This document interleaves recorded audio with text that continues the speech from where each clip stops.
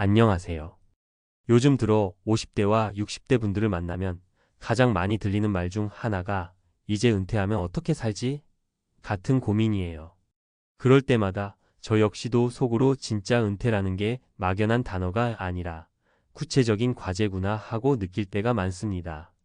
사실 젊었을 때야 나중에 어떻게든 되겠지 싶지만 막상 가까워 오면 은퇴 후 삶이 그리 만만치 않다는 게 현실입니다. 연금은 충분한지, 생활비는 괜찮은지, 혹시 아픈 곳은 없는지, 또 앞으로 뭘 하면서 살지. 고민거리가 사방에서 터져 나오죠.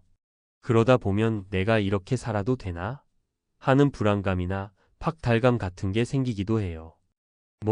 주변에서 보기엔 집도 있고 자녀도 어느 정도 성장했으니 그 정도면 됐지 않느냐고 할 수 있지만 정작 본인은 하루하루가 굉장히 막연하고 힘들 수 있습니다.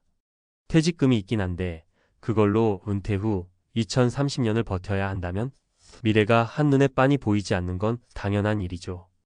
특히 5060세대 여러분들은 부모님 부양부터 자녀 교육비까지 경제적으로 책임져야 할 부분이 많았던 세대이기도 하잖아요.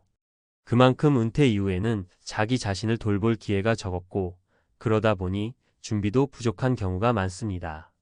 오늘은 이런 상황에서 우리가 좀 더 공감하고 어떻게 하면 은퇴 후 삶을 보다 나답게 또 풍요롭게 만들 수 있을지 함께 이야기 나눠보려고 해요. 저 역시도 지인이거나 선배님들 중에 은퇴를 앞둔 분들이 많아서 이런 고민을 자주 듣습니다. 그래서 여러분에게도 조금이라도 도움이 되길 바라는 마음으로 사례 3가지를 들어가며 이야기해 볼게요. 1. 너무 일찍 정리해고를 당했어요. 조기 은퇴로 생긴 불안. 첫 번째 사례는 제가 잘 아는 회사 선배님 얘기예요.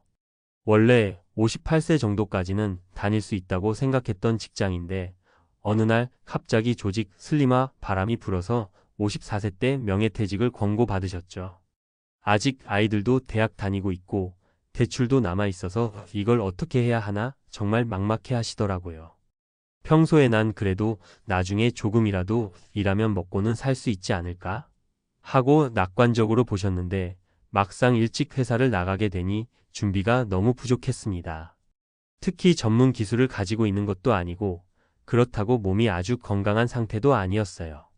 그래서 퇴직금으로 소규모 창업이라도 해야 하나?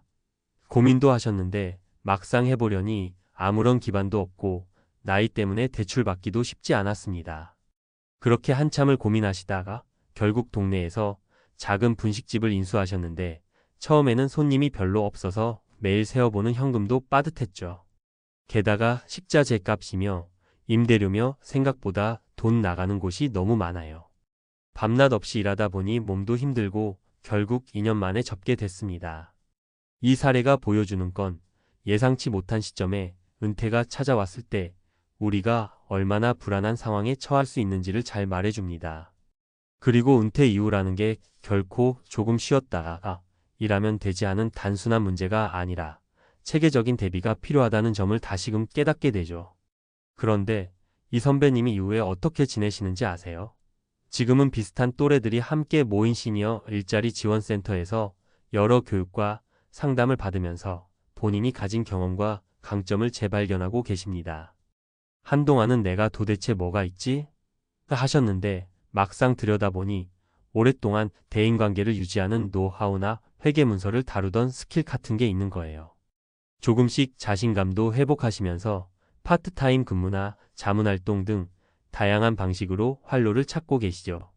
이처럼 너무 일찍 찾아온 은퇴가 위기가 될 수도 있지만 그 과정에서 다시 한번 내가 가진 역량을 정리하고 새로운 길을 탐색하는 계기가 될 수 있습니다. 빨리 그 불안감을 해소하고 싶다고 해서 준비 없이 무작정 사업이나 투자에 뛰어드는 건 매우 위험하죠. 대신 지자체나 공공기관, 은행 등의 시니어 지원 프로그램을 적극적으로 활용하는 것이 좋습니다. 이 적성은 모르겠고 제2의 직장만 찾아다녔어요. 재취업에 목매는 중년. 두 번째 사례는 제 친구 아버지 이야기인데 60세가 딱 되자마자 정년퇴직을 하신 거예요. 그런데 정년퇴직하면서부터 갑자기 우울감이 오셨는지 집에서 TV만 보고 계신다는 겁니다. 그 이유를 물어보니 사실은 은퇴 후에 뭘 해야 할지 전혀 생각해 본 적이 없었다고 해요. 그냥 퇴직 후에도 일할 기회는 많이 있을 거야 하고 대충 넘겼는데 막상 구직 사이트며 사람을 통해 알아보니 현실은 녹록치가 않았던 거죠. 그래도 평생 회사에서 열심히 근무했으니 나를 써주는 데가 있겠지 기대하셨는데 막상 채용 공고를 보니 원하는 나이대가 훨씬 젊고 기술이나 자격증을 요구하는 경우가 많더랍니다. 회사에서 했던 일은 매우 특수한 분야라서 그걸 그대로 살릴 만한 일자리가 거의 없었고요. 결국 주위에서 소개해준 경비나 택배 일자리에 몇 번 지원하셨는데 그마저도 경쟁이 세더라고요. 그렇게 몇 달이 지나니 내가 정말 할 수 있는 일이 있을까? 하는 마음에 점점 더 자신감을 잃으셨대요. 사실 얼마 전까지만 해도 회사에서 경력과 능력을 인정받던 분이었는데 말이죠. 여기서 우리가 눈여겨볼 점은 은퇴 준비는 단순히 돈만 마련한다고 해결되는 게 아니라는 사실이에요. 재취업을 원한다면 미리 업계 동향도 살펴보고 관련 자격증을 따거나 필요한 기술을 익혀둘 필요가 있습니다. 또 기술이나 자격이 필수적이지 않은 곳이라도 현업에서 쓰이는 기본적인 컴퓨터 활용 능력이나 소통 스킬은 반드시 챙겨야 하죠. 친구 아버지께서는 다행히도 주변의 권유로 시니어 취업 박람회도 가보고 구직 관련 특강도 들어보면서 길을 찾기 시작하셨습니다. 예전엔 그 나이에 뭘 새로 배워? 라고 생각하셨지만 막상 용기를 내서 배우다 보니 생각보다 재미있고 그리고 무엇보다도 아직 내가 할 수 있는 일이 많구나 하는 발견이 큰 힘이 되었다고 합니다. 3. 이제야 내가 하고 싶은 걸 하려고 해요. 제2의 인생 찾기? 마지막 사례는 조금 더 긍정적인 이야기예요. 한 지인분은 30년 가까이 교직에서 일하시다가 은퇴하셨는데 은퇴 직전부터 쭉 뭘 해볼까 고민을 많이 하셨어요. 특별히 돈이 넉넉한 건 아니지만 그래도 자녀가 다 성인이 됐고 큰 대출 없이 집도 마련해 놓으셨죠. 그분은 이제는 정말 내가 좋아하는 일을 해보고 싶다라는 마음으로 은퇴 후 삶을 설계하셨습니다. 어떤 일을 하셨냐면 평소에 손재주가 좋으셔서 목공을 취미로 하셨거든요. 그래서 동네 공방에서 운영하는 목공 강좌를 등록하셔서 본격적으로 배워보고 조금 익숙해지니까 작은 소품들을 만들어 온라인으로 팔기도 했어요. 처음에는 아마추어가 만든 목공품이 팔리겠냐 했는데 의외로 수제 작품을 좋아하는 분들이 찾아주더라고요. 물론 큰 돈을 벌 수 있는 일은 아니었지만 무엇보다 본인이 즐거워하며 만들어내니 삶의 만족도가 크게 올라갔어요. 나중에는 공방의 다른 사람들과 협동조합 비슷하게 운영하면서 서로의 작품을 모아서 전시회도 열고 지역 축제에도 나가서 판매 부스를 꾸리게 됐죠. 자연스럽게 사람들과 교류도 늘고 뭔가 내가 이 나이에 또 새롭게 출발하는구나 하는 뿌듯함이 생겼다고 합니다. 이 사례를 보면 알 수 있듯 은퇴 후에는 왜 예전만큼 벌지 못할까? 어떻게든 큰 돈을 벌어야 해 하는 초조함으로만 접근하기보다는 내가 하고 싶은 것과 잘할 수 있는 것을 찾아서 차근차근 도전해보는 태도도 중요해요. 물론 당장 돈이 급하면 힘들겠지만 꼭 큰 돈이 아니라도 소소하게 나의 역량을 살려 소득을 만들어 나갈 수 있다면 그게 삶의 의욕과 즐거움을 동시에 선사하거든요. 은퇴 후 현실과 과제 어떻게 대처할까? 결국 5060세대가 은퇴 후에 맞닥뜨린 현실을 보면 경제적인 문제부터 심리적인 박탈감, 정체성 혼란 등 여러 가지가 한꺼번에 밀려오죠. 그래서 은퇴 준비는 반드시 미리 해두는 게 좋다고 강조하는 거예요. 재무적 준비연금이든 적금이든 부족하더라도 어떤 금융 상품에 투자하고 있는지 점검해 봐야 합니다. 만약 부족하다면 퇴직 후에도 소액 창업이나 파트타임 근무를 통해 어느 정도의 현금 흐름을 만들 수 있을지 고민해야 해요. 능력 개발 기술이든 자격증이든 내가 원하는 일을 하기 위해선 사전에 공부를 시작해야 합니다. 은퇴 직전 12년만이라도 평생교육원이나 정부 지원 프로그램을 찾아보면 의외로 배울 기회가 많아요. 관계 맺기 인간관계는 은퇴 후에 정말 큰 힘이 돼요. 직장에만 머물러 있던 인간관계에서 벗어나 취미나 봉사활동 등 새로운 모임을 만들어가는 게 중요합니다.